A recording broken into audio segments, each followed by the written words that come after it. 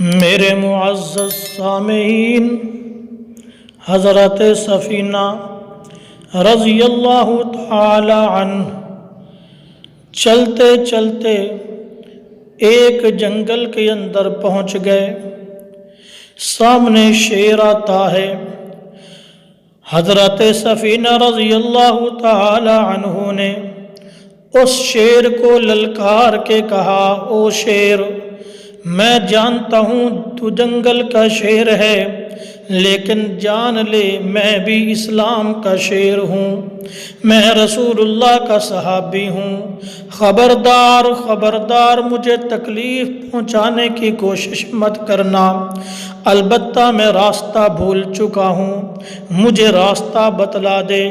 اس شیر نے دم ہلائی، آگے چل پڑا، آگے آگے شیر چلتا گیا، پیچھے پیچھے حضرت سفینہ رضی اللہ تعالی عنہ چلتے گئے، حتیٰ کہ وہ شیر حضرت سفینہ کو منزل مقصود تک پہنچا کے آتا ہے۔ یہ صحابہ کرام کا معجزہ ہے۔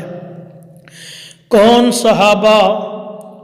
اللہ واللہ، صحابہ کرام رضی اللہ تعالی عنہم کی ایک جماعت ایک جنگل کے کنارے پر پہنچی۔ وہ جنگل جانوروں سے بھرا ہوا، وہ جنگل موذی کیڑوں مکوڑوں سے بھرا ہوا، وہ جنگل سانپوں اور بچھوؤں سے بھرا ہوا۔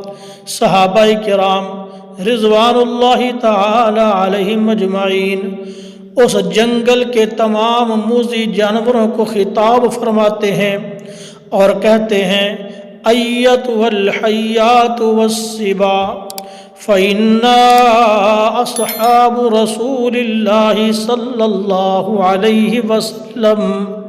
صحابہ کرام نے کہا، اے جنگل کے سانپوں اور درندوں، جان لو ہم رسول اللہ کے صحابہ ہیں، تم یہاں سے کوچ کر جاؤ۔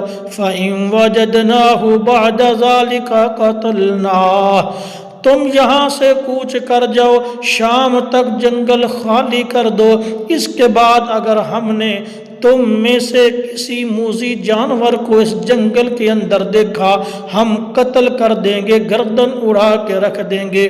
میرے دوستو، ایک نہیں، دو نہیں، 50 نہیں، 100 نہیں، بلکہ سینکڑوں لوگوں نے دیکھا کہ شام ہونے سے پہلے سارے جانوروں نے اس جنگل کو خالی کر دیا۔ یہ صحابہ کرام کا معجزہ ہے۔